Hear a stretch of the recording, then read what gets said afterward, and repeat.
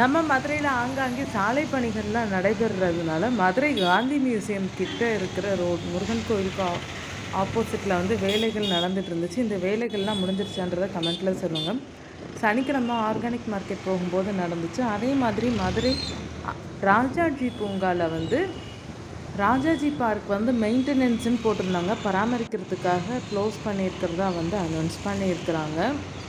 நீங்கள் இந்த வீக்கெண்ட் எதுவும் பிளான் வச்சுருந்தீங்கன்னா செக் பண்ணிவிட்டு என்கொயர் பண்ணிவிட்டு போங்க, பார்க் வந்து ஓப்பன் ஆகிடுச்சா அப்படின்னு சொல்லிவிட்டு.